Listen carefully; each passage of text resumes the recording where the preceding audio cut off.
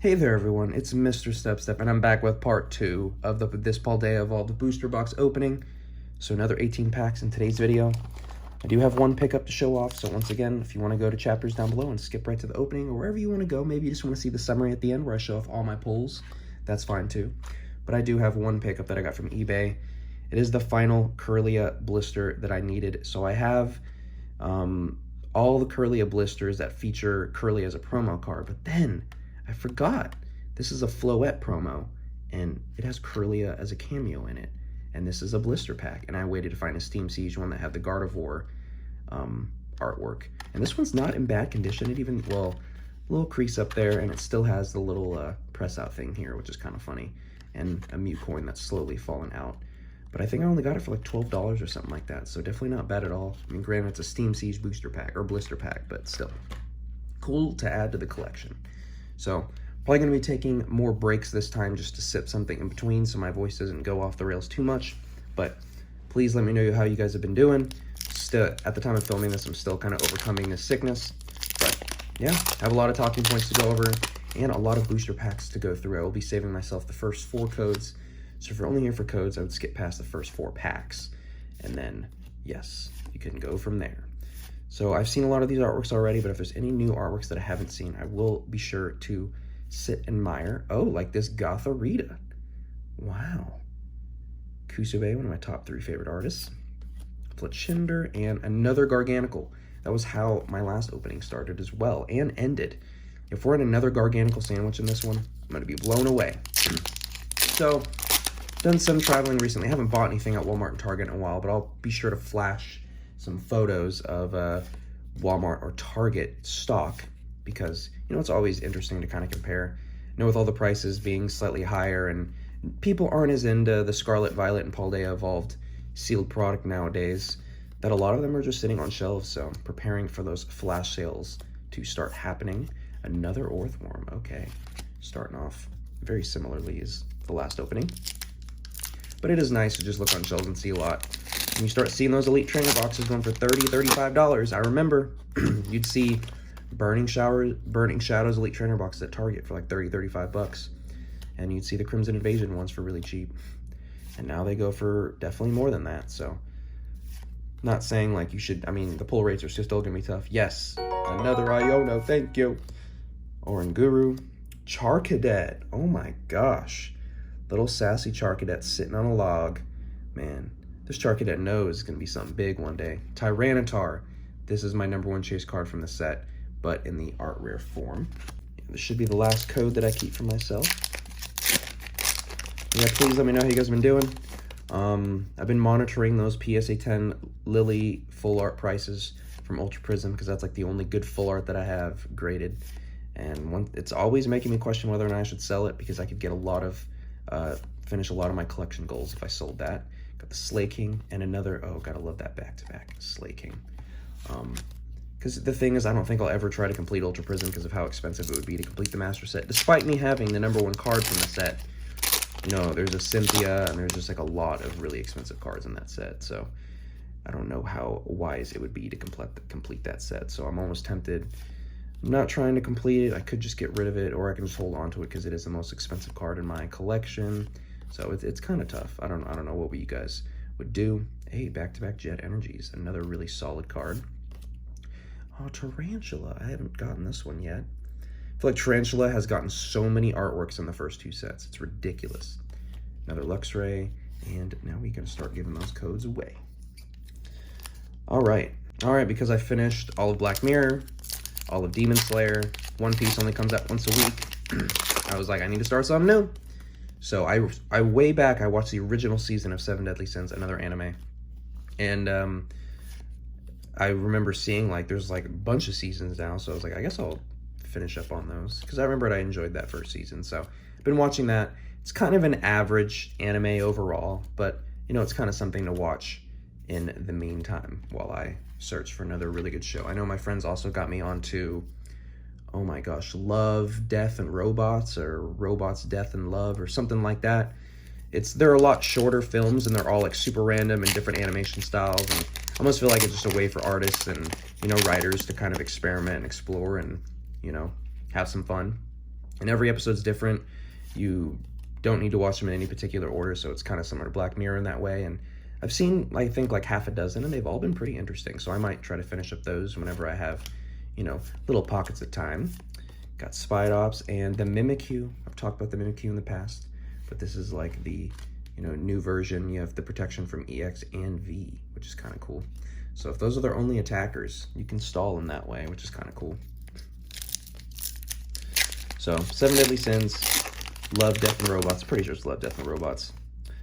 We have CGC came out with that new label. To me, it looks like a combination between, they took like the best from PSA, like a easier grading scale, and then the best from the BGS. Not quite like the black gold stuff, but the new Pristine 10 is like black and gold, which I do think it does look good. But their new labels, they just look so generic, and they just kind of get lost in the sauce. I know a lot of people didn't really like CGC because of their blue, but I thought it was just a very distinct look for them. And now that they're switching, it just kind of feels like meh. And then a bunch of people, oh, so this might be the last illustration art rare that I get. And the thing is I already have this one, so it is gonna go for, oh, and we got the Squawkability EX. Oh my goodness, this pack was jam-packed. So I already have this one. Just very unfortunate because there's so many in this set, and I'm pulling duplicates already. So this one will definitely be sold, but it is a beautiful artwork, so I imagine it'll sell pretty quickly. And then I just pulled the full art of this in the last opening. I think I might already have this one too. I'm not sure. If I already have this one, I'm selling it. If not, it'll be happily added to the binder. So I'm honestly expecting maybe one more, you know, higher rarity pull from the rest of this opening, to be honest, based on my last opening. If you didn't see the first part, highly recommend that one. I know if you hate the sound of my voice right now, maybe not watch it, but if you just want to see the pulls, the last opening had all of the fire, the heat, if you will. So also, Pikmin 4 is upon us. Sorry, I'm just going down my list. I wish I had like cool transitions and, you know, PowerPoint, all that stuff. All right, I just have to make it through this opening. I'm sorry, I had to stop and cough and drink and do all of that good stuff. We have the Railer, and are you serious? What the heck? Dang it, now this is well, I don't know, would I rig an opening for a Faulkner? I don't know, but now people are probably gonna think it's rigged because I had to stop and cough and drink, and now I have a Faulkner in my hands, which is an ultra rare with a 2 Silver Star rarity. Which, wow, I was not expecting another one of these. Yeah, the Faulkner is kind of meh. Draw 2 cards if you have Stadium in play, draw 2 more cards. Kind of meh, but this is the style of floor art that I appreciate. Just kind of like, not too upfront and personal, but you just kind of see like that front profile and a little bit of their personality, and those are kind of the full arts that I appreciate the most. I do like the special illustration arts. I mean, of course, they're beautiful, but when it comes to trainers, I just like, you know, the trainer like that. Almost reminds me of like sports cards, but you just like show off the player, maybe like an action photo, but yeah. But yeah, CGC with their new labels. Probably won't be grading with CGC anytime soon, if, you know, maybe not ever again. I'm not opposed to like buying CGC cards or anything like that. I mean, I have CGC graded cards, but yeah, they're just not what I'm looking for in a grading company at the moment. And yeah, and then of course they're going away with the subgrades, which that was the only main reason why I was with CGC. And I know their thing was, you know, less than 5% of orders even got subgrades. It's because they increased the prices by so much. I know this has been harped on by a lot of other channels, so I'm not going to go too deep into it, but just wanted to say my opinion, and you can let me know what you think about CGC and the whole graded situation. I'm starting to lean more and more towards the all grading is a scam, which I kind of understood from the beginning, but I also like just having my cards protected, and it is super easy to sell slabs. I can't get over how easy it is. I mean, I put it on freaking eBay for 99 cents. It will sell in 7 days. Like, it's pretty crazy. Ice Cube and the Hydreigon. All right, I'm gonna take another break. All right, so I cut myself earlier before, but Pikmin 4 comes out next month in July, which I'm super excited about. I love the Pikmin series. Pikmin 2 is probably my favorite of all time. Then Pikmin 1, then Pikmin 3, and then hopefully Pikmin 4 can kind of bring it back to glory. Pikmin 3 was great, good graphics, good all that stuff. It just was like, you do it, and then it was just like, it was easy. I don't know how to explain it. It was great, and it gave me that Pikmin fix, but really looking forward to Pikmin 4. Looks like there might be somewhat of a challenging element to it, so that's exciting. Got the Tinkaton, that gather materials. So, excited for Pikmin 4. Let me know if you're hyped for Pikmin 4. The Super Mario RPG remake. I played Super Mario RPG when I was a kid. I never could beat it, but I love JRPGs. I mean, Super Mario RPGs were kind of developed in the Paper Mario... Sorry, I'm all over the place. Into the Paper Mario series, which is... I would actually probably say Paper Mario 1000 Year Door is my favorite video game of all time. So I love just JRPGs like that. Super simple turn-based combat. You know, nothing too crazy. And super excited for that remake. I will play the heck out of that remake for sure. I also did recently go to the dentist. And the dentist and I were vibing. He was playing some club music that he found in Europe. And of course I spent some time in Europe and I was like, why does this make me feel like the club is winding down? He's like, oh yeah, when I was in Europe, I found all this music and we were just vibing as he was, you know, had his hands in my mouth, cleaning me up and inspecting all that stuff. We were just vibing together to the club music. It was really weird, but it was also wholesome at the same time. I don't know how to explain it. It was one of the best dentist visits I've had in a long time. Also, we went to was it a sushi place or like a fusion Asian place? It was an Asian food spot, and they had an Oreo roll, which, you know, sounds promising, but they barely put any like Oreo contents in it. They like did some crumbs and then cream cheese and then sticky rice, and it just was not the best combination. I don't know what they were thinking. Got the Primeape, and then, do y'all see? Can you see what I see? Primeape into... Whoa. Are you freaking kidding me right now? What in the world? What is this box? Oh my gosh. Hey, Sableye, how you doing? Okay. What is this box? See, I would scream like, but yeah, not the best. So, Giacomo, was he my most desired version of this? Probably not, but this is so cool. Obviously, he's a DJ. He's one of the guys at one of the, oh my gosh, what are they even this? Team Star? Yeah. Hasta la Vista. Yeah, that's how I remember them. Team Star. He's at one of the bases. I think he's usually like the first one that you fight. He's one of the weakest. But discard special energy from each of your opponent's Pokemon. Either useless or extremely powerful, depending on what deck you're playing, or playing against. But that is so cool. Another special illustration, art rare. You can see all the drinks and snacks in the background. You know, DJing and writing music and all that stuff. You're just constantly on the grind. You're in the studio all day. What do you got? The Glizzy. I don't know why. Why did hot dogs all of a sudden be called Glizzies? I don't know how or when that started, but it was just such a gradual transition that when we like go out and it's like, oh yeah, we're just gonna eat some Glizzies really quick. I'm like, why is it called a Glizzy now? It just freaked me out. Let me know if anyone else has had that experience. And you got the little, I almost called it a Rubik's Cube. That's clearly not a Rubik's Cube. I've never been a DJ or anything, but it's kind of cool to see everything like that. Wow. Just, and then big screen. He's zoomed up. I don't know why that's even on display. It doesn't look like he's actively performing at the moment. But yeah. So yeah, wow. Yeah, the Oreo roll wasn't that good. Was not expecting another one of those. This box has been amazing. I don't know, all those Twice Baked Jake videos, he was like, Paldea Evolved is not very good, blah, blah, blah. So he really lowered my expectations, and Paldea Evolved is coming through with some great stuff. So, and we got all the Dendras, except for the regular full art.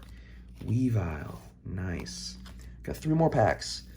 Let's see, AOT, Attack on Titan.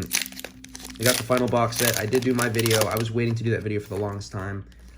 I just wanted to be able to showcase all the artworks and then have the proper openings in the background, which I really wanted to make. And then I learned, so when you like make, when you monetize your videos or whatever, I learned that certain songs you can like just share the, whatever money you make from the video. So if you make like 5 cents, like for example with that video, because I used a ton of songs, I'll only make like 5% of whatever you get from everything, which I don't really mind. I wasn't trying to, I mean, I don't make these videos to make money because the amount of money that you make is not sustainable, at least at the moment for me. If I really wanted to fully commit to YouTube, I could commit and, you know, I could do a lot of things that the algorithm appreciates, but I mainly just do it because it's a fun hobby on the side, and I obviously like talking with all of y'all and everything, and hearing about your experiences and kind of comparing and contrasting our experiences with the trading card game and collecting and just life in general. So there is that. We have a couple more packs left. I think we might be done. I say that, and the Qian Piao EX graces us with its fangs, jaws, canines, whatever you want to call those. Such an interesting design, but really is starting to grow on me like those two front teeth. So, Qian Piao with that shivery chill. Once you're in your turn, if this Pokemon is in the active spot, you may search your deck for up to 2 basic water energy cards, reveal them, put them into your hand, shuffle your deck. Amazing ability. You can do so much. If you have the Skater's Park, you retreat, waters go back in your hand, and if you have all that water in your hand, got Baxcalibur with that Rain Dance, and you will be dancing it to victory, that's for sure. Interview updates. I did have an interview yesterday with this voice, which was rough, but it went well. I now have like 3 or 4 on-site visits lined up, so I feel like I might stop pursuing extra places, because then it can kind of get overwhelming, because, you know, one's in California, one's in Pennsylvania, one's in Texas, one's in Georgia. Like, I don't want to be flying out to these places and they're hitting me up like, hey, when can you do this interview? And it's like, oh, that's awkward. I'm interviewing in this other state right now. Ooh, Luminous Energy's not bad. So hopefully one of those comes through. If not, of course, I'll get back on the job grind and everything. But, you know, getting invited out to do an in-person interview at their site, you know, if they're flying you out, letting you stay at a hotel and everything, usually a good sign, but, you know, no guarantees, of course. And we finish out with the Palmot. So great opening overall. We pretty much got through almost all the talking points. Mystery is currently in Texas. She comes back today. She was just visiting family because she knows that we're going to be moving very soon. So excited to have her back. Did host a little party while they were gone, because I do live in downtown Louisville. So they came over, you know, had fun with the cats. We all stayed over and everything like that. And it's always nice to kind of host people over at your place. Gives you an excuse to kind of clean up your place and everything like that too. Maybe get some snacks and drinks that you wouldn't normally get when you go grocery shopping because you have friends over. It's a special occasion, you know, get some special stuff. And yeah, that is actually all I have for this video. I will show off the pulls from this part in particular. 2 EXs, 1 ultra rare or full art trainer, 1 illustration art rare, and then 1 special illustration art rare. And now I will combine these with the power from the first opening. All right, so we have 5 regular EXs, 1 of them being terrestrialized, which I think is pretty decent. 1 of the full art EXs are ultra rares. 1 of the full art trainers are ultra rares, so 2 of those. And then we had 3 of the regular illustration art rares. The only, probably actually out of all of these, the only one that I'm kind of disappointed in is the Fletchinder duplicate, because, you know, there's so many art rares and I wish I could just get ones that I don't have, or yeah, that I don't have already. But 3 of those, and then 2 special illustration art rares for a total of 12 pulls. So I think quantity-wise, this is about average, maybe slightly above average, but getting 2 of these, I guess because I didn't get a hyper rare in this opening, but I would almost prefer 2 special illustration art rares, to be honest. I mean, both of these are wicked. Let me know which one of these 2 you like better. I mean, these are both pretty cool, but overall, really pleased with my Paldea Evolved Booster Box. I think I opened up the right one. Please let me know what you guys thought. Once again, I thoroughly apologize for my voice. Really hope in the coming videos my voice still isn't like this, or at least it sounds slightly better. Do have the Taylor Swift concert coming up this weekend, which is very exciting, so I should have some good stories and photos to show off then. But I thank y'all so much for watching. Look forward to more videos, and, you know, my budget will roll over into next month, so I should be picking up a lot of cool things, completing some sets and all of that. So once again, let me know what you guys thought and what you have going on. Thanks so much for watching, and I'll catch you all on the next one.